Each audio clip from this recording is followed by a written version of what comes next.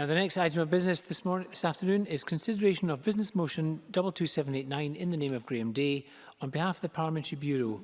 Could I ask Graham Day to move this motion? Move, Presiding Officer. Thank you very much. No member has indicated they wish to speak. Therefore, the question is that motion 22789 be agreed. Are we all agreed? Yes. We are agreed. We're going to turn now to topical questions. Our first question today is from Jamie Green. Thank you, Presiding Officer. To ask the Scottish Government whether it will provide an update on its plans for the 2021 exam diet. Cabinet Secretary John Swinney. Our ambition remains to run a 2021 examination diet. However, COVID continues to present real risk of further disruption for individual learners, schools and colleges, or more widely across the country during the course of the year. We also do not know what situation we will face in the spring of next year when the exam diet would normally take place. Our approach to exams must remain appropriate to the circumstances we face, and it is critical that we take account of the lessons from the 2020 national qualifications. Professor Mark Priestley will report the findings of his independent review at the end of this month. I will consider fully his recommendations for assessment this year. The SQA and the Education Recovery Group are looking at contingencies in relation to exams, and I have committed to providing as much clarity and certainty as possible in this matter at the start of next month before the October recess. Jamie Green. Can I thank the Cabinet Secretary for that response? The reality is that many parents, teachers and pupils are watching and listening with apprehension. Many have taken to writing to us by their hundreds already this week with concerns that the government may already be planning to cancel next year's exams, either some or all of them. Their plea to us is simple. Please don't throw in the towel on the 2021 exam diet just yet. Cabinet Secretary, do you agree with them? Cabinet Secretary.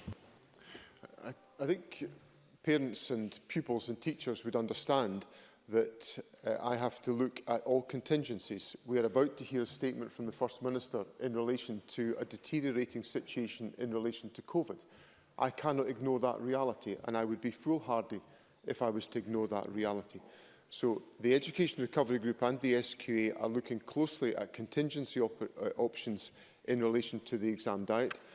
As I've maintained throughout this, our ambition remains to run a 2020 exam diet, but I have to take a prudent course of action to ensure that we explore all possible contingencies to ensure we have a means of effectively certificating in 2021. Green. Can I thank that further response? No one denies that the virus situation is unpredictable, and these decisions are unenviable. But Scotland's young people have suffered already too much disruption to their education this year, and I argue that there is time to plan, time to resource, and time to offer certainty that no matter what happens, the government will pull out all stops to create a credible award system for all pupils in 2021. But given that teachers are already teaching, students are already learning, time is of the essence. So let me ask the Cabinet Secretary, by what date will we see these robust plans, including contingency plans? And when will a final decision be made on the full 2021 exam diet? But more importantly, who's been consulted in the making of these plans? Cabinet Secretary. Well, I can assure Mr Green that the Government is pulling out all the stops to explore all of the options in this respect. As he knows, the Education Recovery Group is being consulted on this question. As are teachers, the SQA has carried out an extensive consultation exercise that's had many thousands of responses from individuals and from organisations. And we are, of course, awaiting the review from Professor Priestley, which will contain important updated information for us all. As I've indicated, I will provide as much clarity and certainty as possible at the start of next month before the October recess, and I would intend at that stage to update Parliament subject to the agreement of the Parliamentary Bureau. Thank you. Ian Gray to be followed by George Adam. Thank you.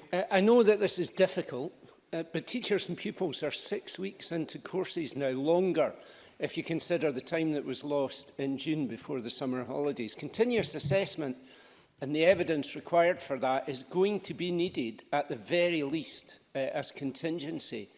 According to the evidence given to the Education Committee, the Priestley report should be with the Cabinet Secretary already. Could schools not have more guidance sooner than mid-October?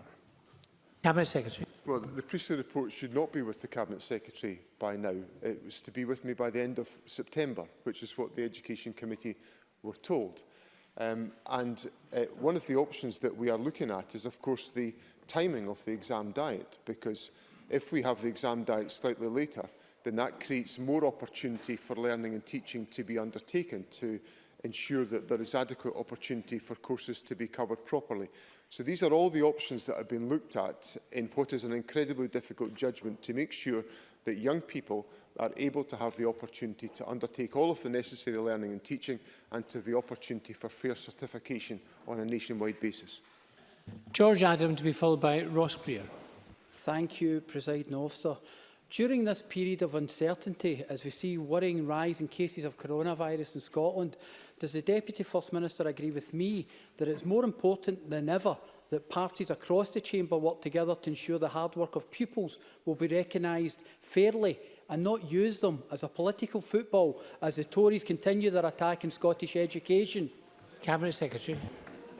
President Officer, there's a lot of detailed and challenging issues that have to be addressed here, and the Government is doing that with our partners to make sure that we have an approach that can ensure fairness for all learners around the country. And that's an important commitment, that all learners must have fairness in their experience. And the impact that Mr Adam correctly indicates around about COVID means that for some learners, they may experience more disruption to their learning than others. And we have to find a way of ensuring that there is fairness throughout that process for all learners. Ross Greer, to be followed by Beatrice Wishart.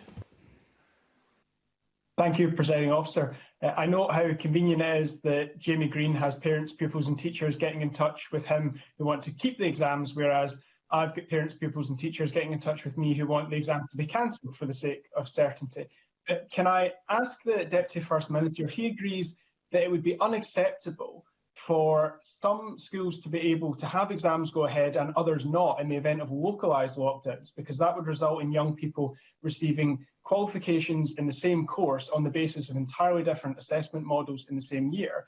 And if he believes that young people and teachers deserve a level of certainty now that simply cannot be provided by running the risk of exams that may be cancelled by events out with our control. Cabinet Secretary.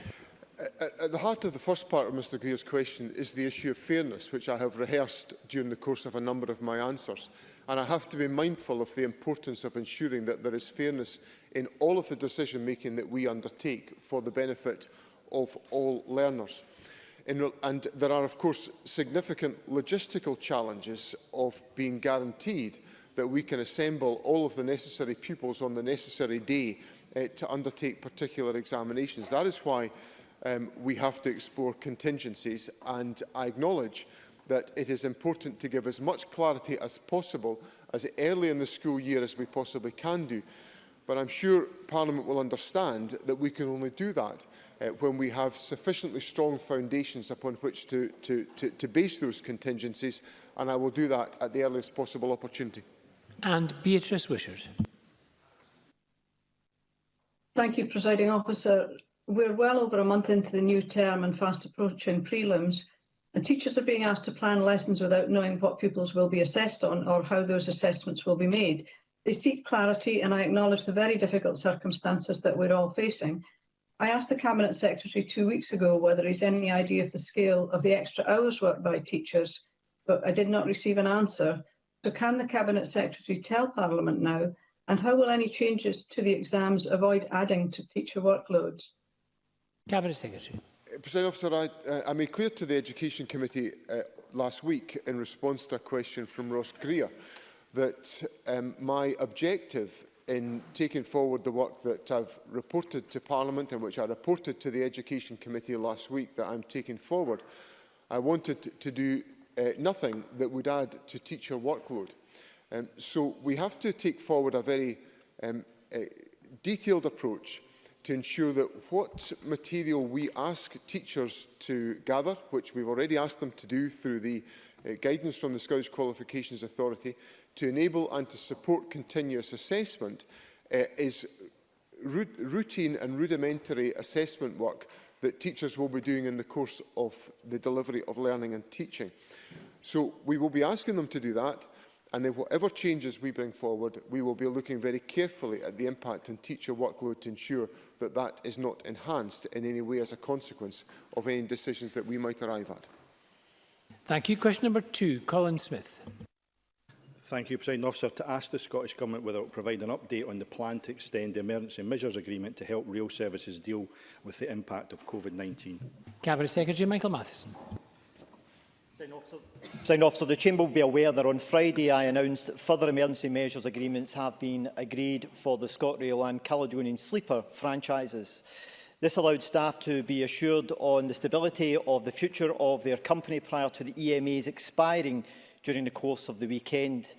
This was not the case elsewhere, with the DfT issuing their update yesterday. These agreements will ensure rail services continue providing stability for passengers, employees and suppliers at a time of unprecedented uncertainty.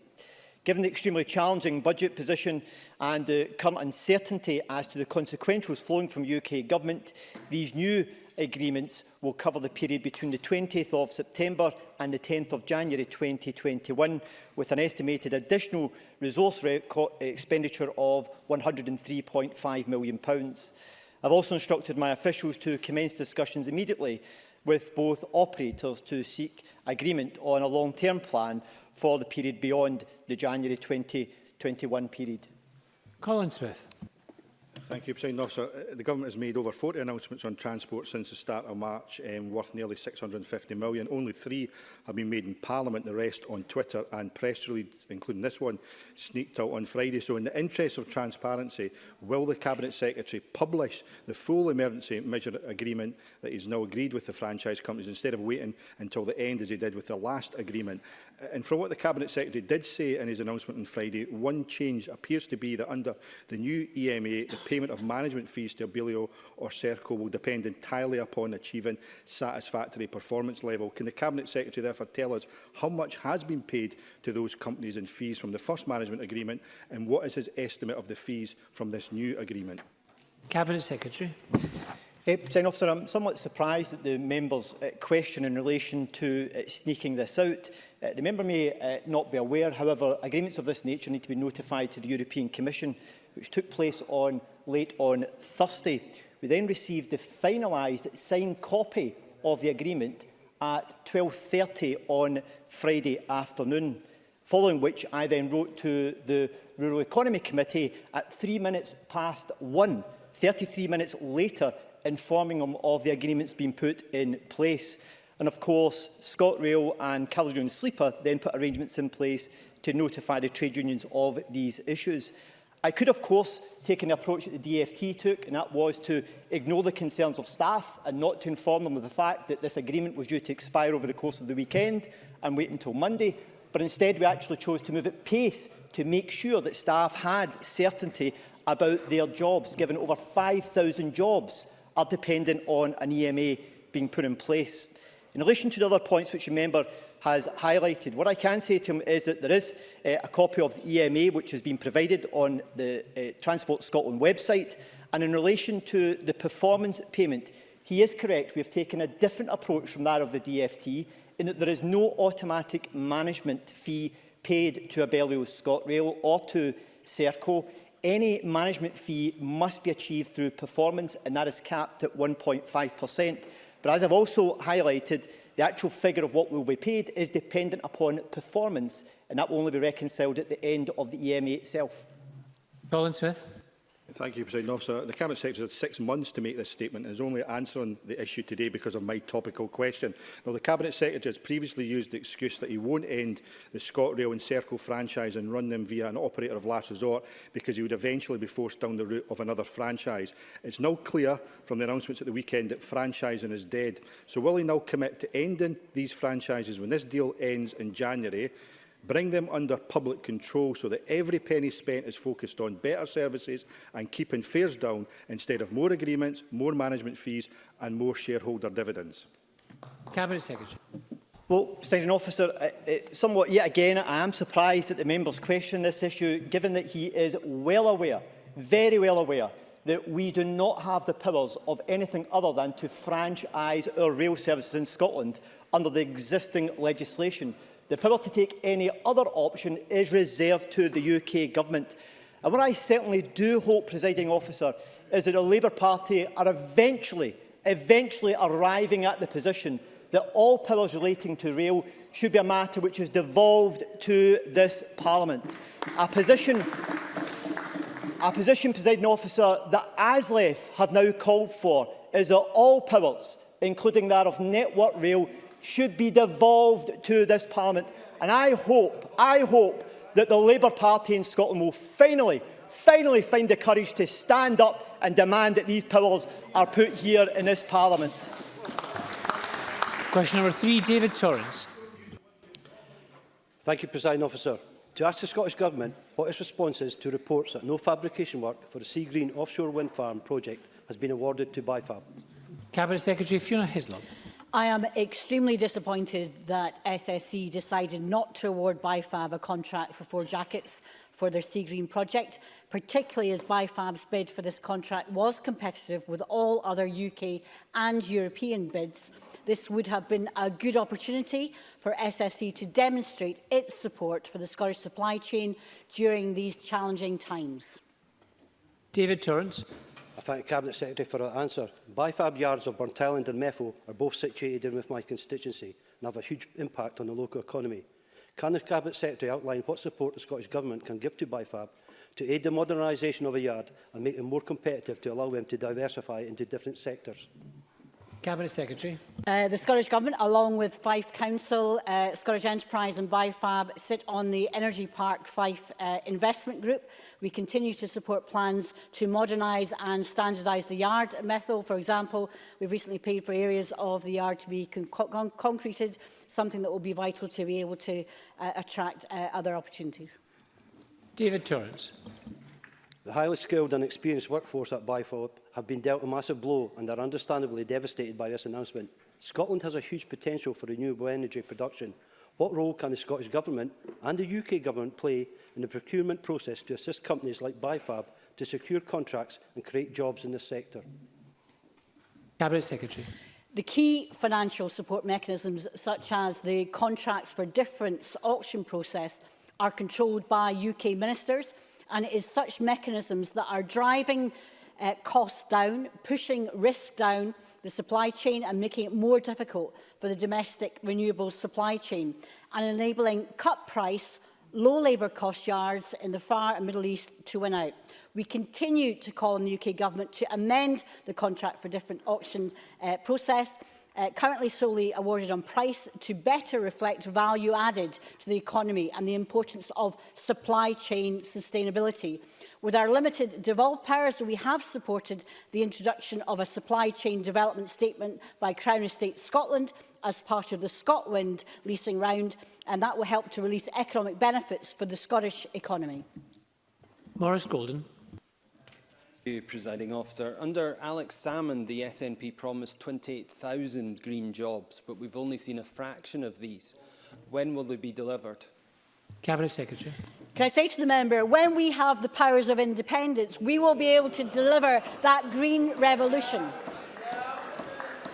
Under devolution, we have a green investment plan with a green investment package of priorities for investments, and we will use every power that we have just now to make sure we can deliver. But until the member's own party, the UK Government, changes that Contracts for Difference, we will not see the jobs that we vitally need in Fife and elsewhere. So responsibility will lie where the powers lie. We want the powers and we want the responsibility. And Rhoda Grant.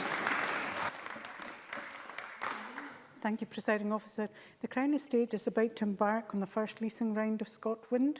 Can I ask the Cabinet Secretary whether they will ensure that local content and fair work practices form part of these leases, and will she further ensure that historical commitment to fair work practices and local content will be taken into account when making agreements with companies?